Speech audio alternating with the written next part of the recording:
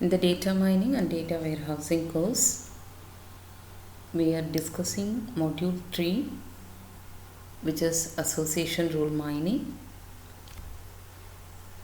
In our previous sessions, we covered what is association rule, what are the different methods to discover association rule, in which we discussed the two different phases of association rule mining.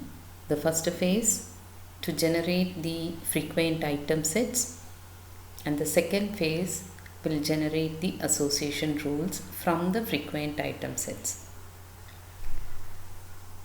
So the very important phase here is generating the frequent item sets, for which different algorithms like a priori, partition, pincer search, FP tree growth algorithms we have discussed. The a priori algorithm has two major limitations, and these limitations are overcome in the partition and pincer search algorithm.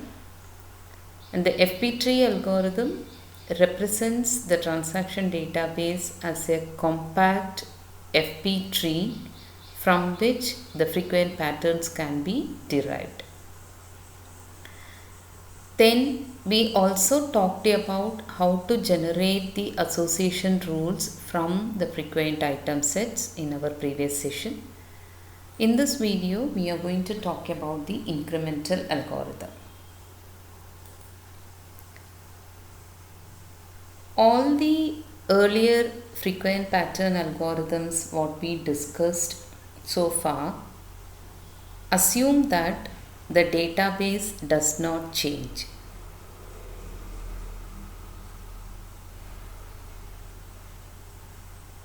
To increase the efficiency of those algorithms, we have seen how the database can be partitioned, how the searching approaches can be changed to increase the efficiency. Even those algorithms also assume that the database does not change. But in practice, we know that the transaction database is not static, it is getting updated every minute. Now, when the database is updated, the existing association rules may become invalid, because before deriving the frequent item sets, the database is getting updated, thereby derived frequent item sets are no more valid. So just because the derived item sets are not valid, the association rules may also become invalid. That is the point to be noted here. So what we have to do, every time when you update the database, you have to derive a new frequent item sets. Now, instead of redoing the frequent pattern derivation, the earlier computations of frequent item sets must also be used, so that the time and effort of generating the frequent item sets can be reduced.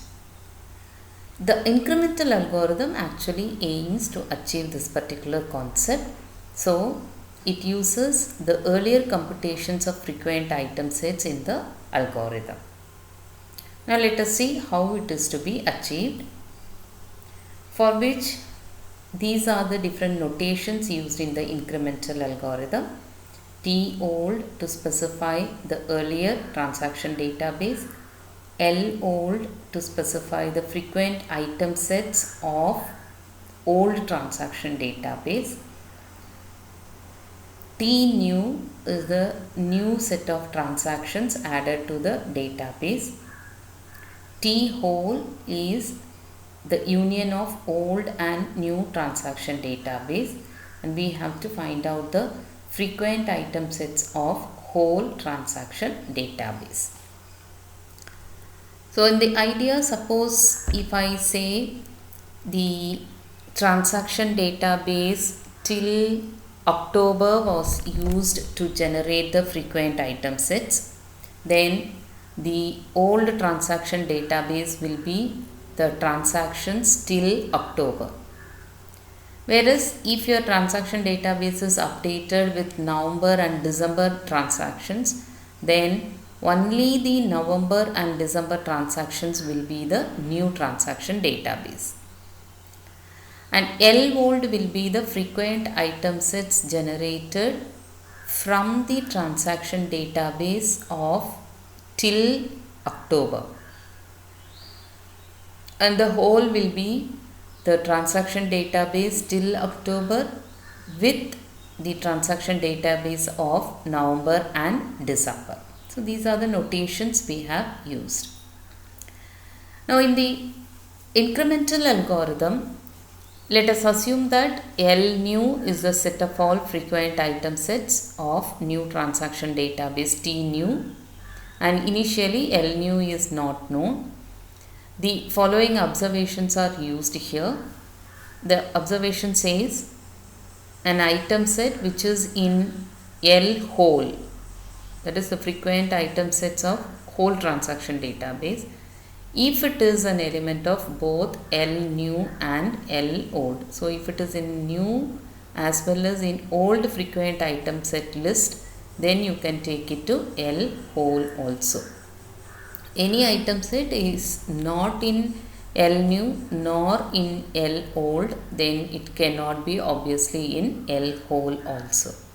So what we are going to do, we start finding the frequent item sets of new transaction database.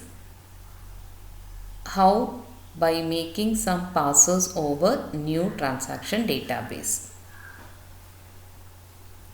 And these passes itself can be used to find out the support count value with respect to L old also, with support to the support count value of all the item sets in the old frequent item set list with respect to T new. All these passes can be used to find out the support count value of any item set which is available in the old frequent item set list with respect to new transaction database. That is S of X with respect to T new for X, all the X values, all the item sets in old frequent item sets. But unless we read the old transaction database, we cannot find the frequent item sets which are frequent in new and whole, but they are infrequent in old transaction database. So using the incremental method, what we are going to do, we are going to count the support count value of any item set with respect to T new, for all X in L old. So that is what is denoted here, this one. With respect to T new for all X in L old. And this will give only partial characterization for our frequent item set of whole transaction database. So what we are going to do, for this process we are going to take these three cases. The item set of L old. L old is frequent item set of old transaction database that are frequent in T new transaction database will be determined, and the item sets that belong to old L old but are not in L new are automatically eliminated, and the item sets which are not in L new nor in L old will not be considered at all. So these are the three cases we are going to use for finding the incremental process. Now, if this is the case, to get the complete characterization, what we have to do, we have to first compute the frequent item sets of new transaction database, then compute the support count value of frequent item sets of new which is not available in old transaction database, but by making one pass over the old transaction database, right? That is calculating the support count value of frequent item sets here but not here. Okay, this is actually a relative complement. Let us see what is relative complement. This is what you call as relative complement. So relative complement is this formula. B, relative complement of A, says an element E belongs to B but it does not belong to A, right? So if you have two sets like this, and if you have intersection also, then the relative complement of B, the relative complement of A in B, relative complement of A in B means the item belongs to A but not in, item belongs to B but not in A. So all the elements which are common to A and B will be eliminated, and then the rest will be taken here. So if I call it as L new, if I call it as L new and this is L old, right? This is L old and this is L new. So what I do? I ignore all the frequent item sets which are only in L new. I ignore all the elements which are common to L new and L old, and I take elements which are only in L old, right? Or if you put it this way, if B is L new, this is L new and this is L old, L new and L old. So that is what is represented here. L new and relative complement of L old. This one. L new relative complement of L old. So the elements that belongs to L new, the elements that belongs to, this is how, B is L new, A is L old. So the elements that belong to B but does not belong to A, right? So if there are intersections, everything will be ignored, only this will be considered. Only this will be considered. So this is B and this is A. So that means this is L new and this is L old. Please make a note of it. This circle is L new and this circle is L old. If this is the case, I ignore all the frequent item sets only in L old. The only in L old. This is common both in L old and L new, and this is only in L new. So I take the item sets only in L new but not in L old. So their support count value will be calculated by making pass over T old. So you have to make one pass over T old but many passes over T new. But here the disadvantage is the frequent item sets may not be generated and these passes may be wasted. So to overcome this difficulty, what we are going to do, we introduce a concept called promoted border set. So only if there is a promoted border set is found, we are going to make the passes over the transaction database, otherwise we don't pass over the database. So for which we have to understand what is promoted border set. An item set which was border set before updating the database and becomes a frequent set after updating the database is what you call as promoted border set. Okay. We know that what is a border set.